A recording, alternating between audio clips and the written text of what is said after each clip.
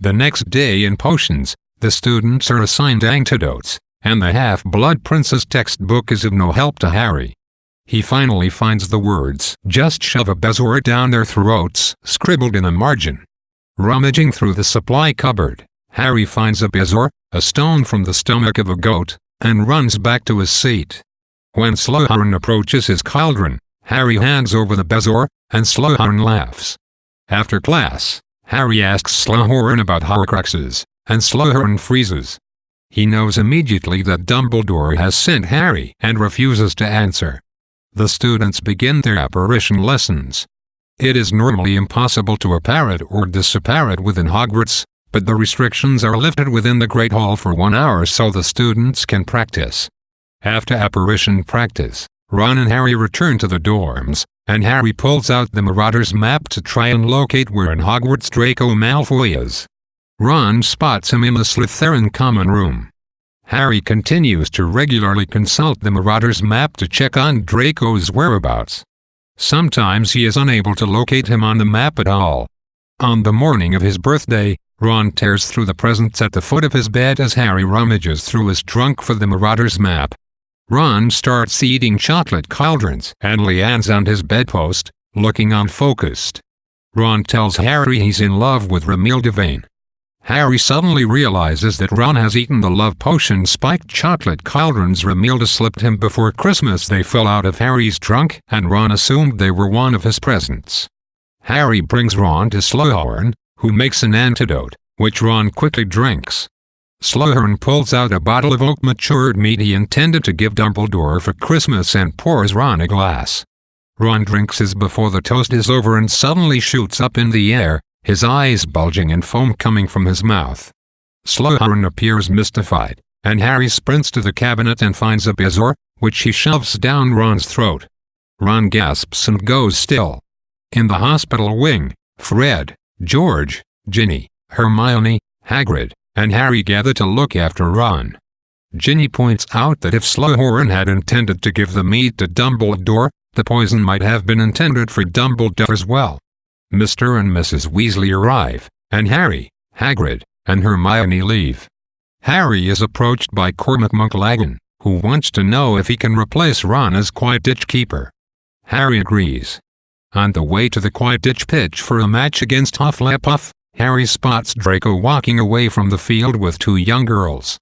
Harry is desperate to know where Draco is going, but is already late for the match. During the game, Harry is hit with a bludger.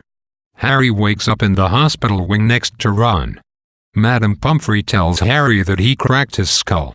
Ron tells Harry that Gryffindor lost the match by a landslide.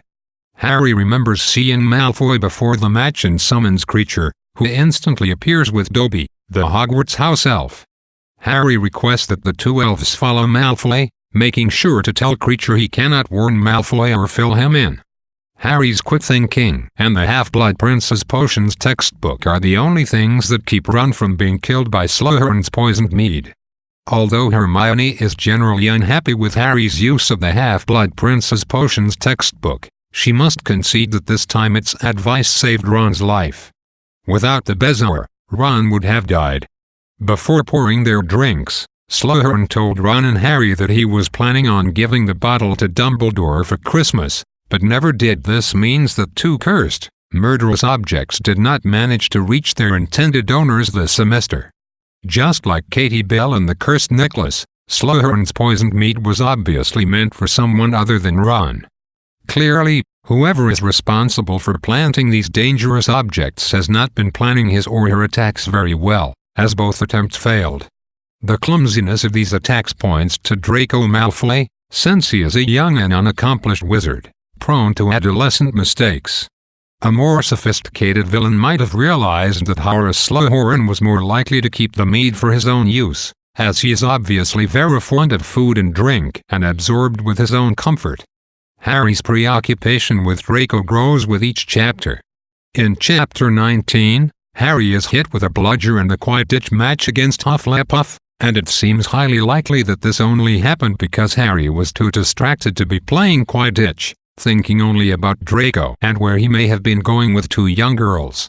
Usually, Harry is an expert Quidditch player, and mishaps such as this one are not common. But this time his mind was simply not on the game.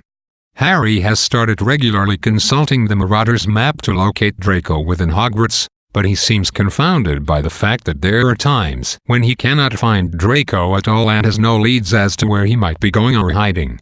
To help him figure it all out, Harry enlists the help of Kreacher, Sirius Black's former house elf, and Dobby, the Hogwarts house elf.